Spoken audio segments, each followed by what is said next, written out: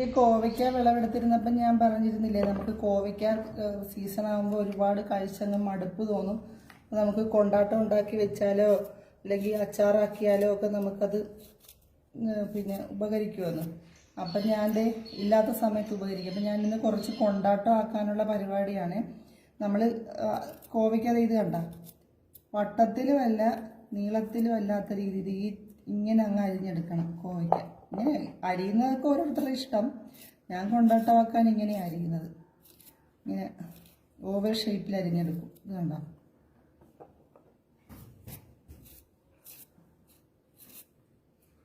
ഇങ്ങനെ അരിയുന്ന ഇങ്ങനെ കംപ്ലീറ്റ് കോവയ്ക്കായും ഈ രീതിക്ക് അരിഞ്ഞെടുക്കാം.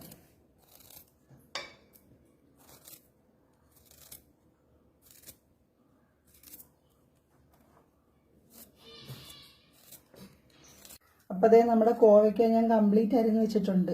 നമ്മുടെ വീട്ടിൽ തന്നെ ഉണ്ടായ നല്ല നാടൻ കാന്താരിയും മുളകും ഒക്കെയാണ് ഇത്. അപ്പം ടെറസ് ഗാർഡനിൽ ഉണ്ടായതാണ്. അപ്പോൾ ഈ കാന്താരിയും ഞാൻ ഈ കോവയ്ക്കയുടെ കൂട്ടത്തിലിടുവാണ്. ഈ കോവയ്ക്കായുമായിട്ടേ കാന്താരി ഉണങ്ങി കഴിയുമ്പോൾ നമ്മൾ എണ്ണ ഫ്രൈ ആക്കി കഴിക്കുമ്പോൾ നല്ല ടേസ്റ്റാണ്. ഈ തൈരൊക്കെ കൂട്ടി ചോറ് കഴിക്കാൻ നല്ല ടേസ്റ്റാണ്. അപ്പം ഞങ്ങൾക്കിപ്പോൾ നോമ്പൊക്കെ തുടങ്ങുമല്ലേ, നമുക്ക് അത്താഴത്തിനൊക്കെ ഇച്ചിരി ചോറിനണമെന്ന് തോന്നിയാൽ ഇതൊക്കെ കൂട്ടി കഴിക്കാൻ നല്ല ടേസ്റ്റാണ്. അപ്പം കാന്താരി ഇട്ട് ഇഷ്ടമുള്ളവർക്ക് ഇതിനകത്ത് തൈരും ചേർക്കാം കേട്ടോ. തൈരും കൂടെ ഒക്കെ ചേർത്ത് ഒരു 10-15 മിനിറ്റ് ഒന്ന് വെച്ചിട്ട് ആവിക്ക് പുഴുങ്ങാൻ വെച്ചാൽ അത്രയും നല്ലതാണ്. ഞാൻ തൈര് ചേർക്കുന്നില്ല, ഇത് ഉപ്പാണ്, പിങ്ക് സോൾട്ടാണ് അതിനോട് ഉപയോഗിക്കുന്നത്. അപ്പം അത് തന്നെ ഇട്ട് കൊടുക്കുക. ഉപ്പ് ഇച്ചിരി അധികം ഇരുന്നോട്ടെ, അപ്പോഴാണ് ഒരു ടേസ്റ്റ് വരത്തുള്ളൂ. അപ്പം ഉപ്പ് ചേർത്ത് അത് കഴിഞ്ഞ് പിന്നെ വേണ്ടത് കായപ്പൊടിയാണ്. ഇതുണ്ടോ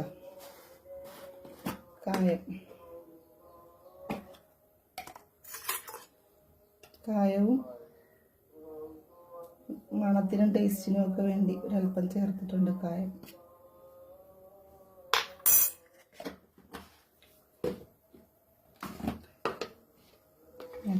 പിന്നെ ചേർക്കുന്നത് മുളക് പൊടിയാണ്. ഈ ഒരു സ്പൂണിന് 2 സ്പൂൺ മുളക് പൊടി ചേർത്തിട്ടുണ്ട്.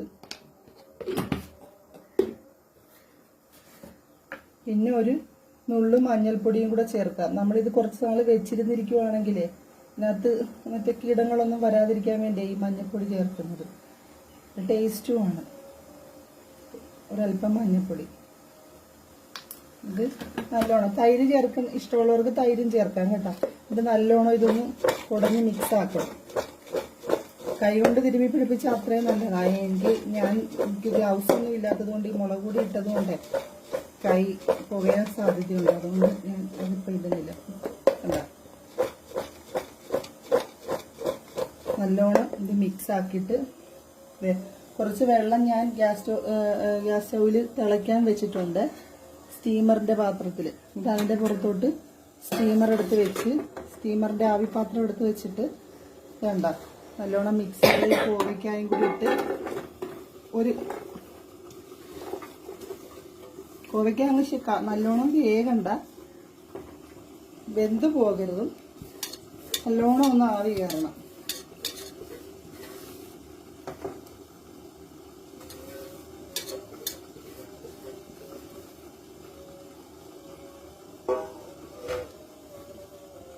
ഒരു 5 മിനിറ്റ് നമുക്ക് അടച്ച് വെച്ച് ആവി കയറി കഴിഞ്ഞാൽ നമുക്ക് ഇത് ഉണക്കാനുണ്ടാവേ. നമ്മുടെ കോവയ്ക്ക ആവി കയറിയിട്ടുണ്ട്. ഇനി നമുക്കിനി പ്ലേറ്റിലോട്ട് നിരത്തിയിടാം. കോവയ്ക്കായും കാന്താരി മുളകും കൂടി ആവി കയറ്റിയത്.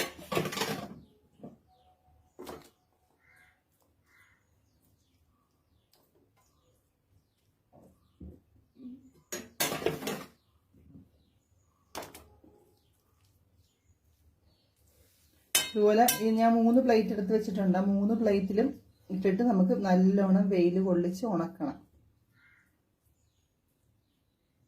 അത് 3 പ്ലേറ്റ് എടുത്ത് വെച്ചതാണ്. പക്ഷെ 2 പ്ലേറ്റിലേക്ക് മതിയായി. അതുകൊണ്ട് ഞാൻ ഇത് 2 പ്ലേറ്റിലാക്കി. ഇച്ചിരി കനത്തിലാണ് ഇട്ടേക്കുന്നത്. എന്നാലും നമുക്ക് ജസ്റ്റ് ഒന്ന് ഉണങ്ങി കഴിയുമ്പോൾ ഒന്ന് ഇളക്കി ഒന്ന് വെച്ച് കൊടുക്കണം. അപ്പോൾ ഇത് 2 പാത്രത്തിലാക്കിയിട്ടുണ്ട്. ഇനി ഞാനിപ്പോൾ ഇത് ഉണങ്ങാൻ കൊണ്ട് വയ്ക്കുവാണ്. ഇനി നല്ലോണം ഉണങ്ങിയതിന് ശേഷം നിങ്ങളെ കാണിച്ചു തരാം. ഇതേ നമ്മുടെ കോവയ്ക്കായും കാന്താരി മുളകും ഒക്കെ കൂടി ഉണങ്ങാൻ വെച്ചിരുന്നില്ലേ, അത് നല്ല മുരുമുരാന്ന് ഉണങ്ങി കിട്ടിയിട്ടുണ്ട്. കൊണ്ടാട്ടമായിട്ടുണ്ട്. ഇനി നമുക്കിതിനെ ഫ്രൈ ആക്കി ചോറിൻ്റെ കൂടെ കഴിക്കാം. ഒരു ചെറിയ ചീനച്ചട്ടി ഞാൻ ഗ്യാസ് സ്റ്റവിൽ ചൂടാകാൻ വെച്ചിട്ടുണ്ട്. അത് ചൂടാകുമ്പോൾ നമുക്ക് എണ്ണ ഒഴിച്ചു കൊടുക്കാം.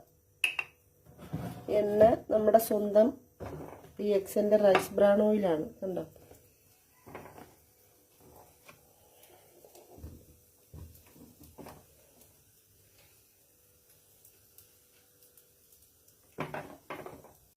അപ്പം ചീനച്ചട്ടിയിൽ ഞാൻ എണ്ണ ഒഴിച്ചിട്ടുണ്ട്. നമ്മുടെ കോവയ്ക്കായും കാന്താരിമുളകും കൂടെ ഉണങ്ങിയ കൊണ്ടാട്ടം ഒരൽപ്പം ഇതിലോട്ട് ഇട്ട് കൊടുക്കാം. ചീനച്ചട്ടിയിലോട്ട് ഇട്ട് കൊടുക്കാം.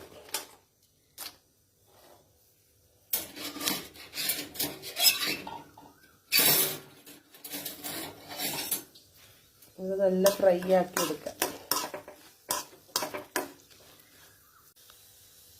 കോവയ്ക്ക ഫ്രൈ ആയിട്ടുണ്ട്. നല്ല സ്മെല്ലൊക്കെ ഇതിൽ നിന്ന് വരുന്നുണ്ട് കേട്ടോ.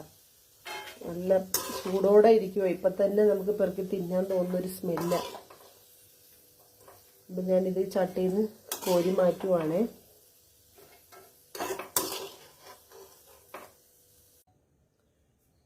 അപ്പം അത് നമ്മുടെ ഒരല്പം ചോറ് ഞാൻ എടുത്തിട്ടുണ്ട്. നമ്മുടെ കോവയ്ക്ക കൊണ്ടാട്ടം, പപ്പായ സാമ്പാർ, ബീട്രൂട്ട് തോരൻ ഇത്രയും കൂട്ടി ഞാനിന്ന് ചോറ് കഴിക്കാൻ പോയി. കോവയ്ക്ക ഒന്ന് ഉണങ്ങി കിട്ടാൻ നോക്കിയിരിക്കുമായിരുന്നു. Okay, thank you.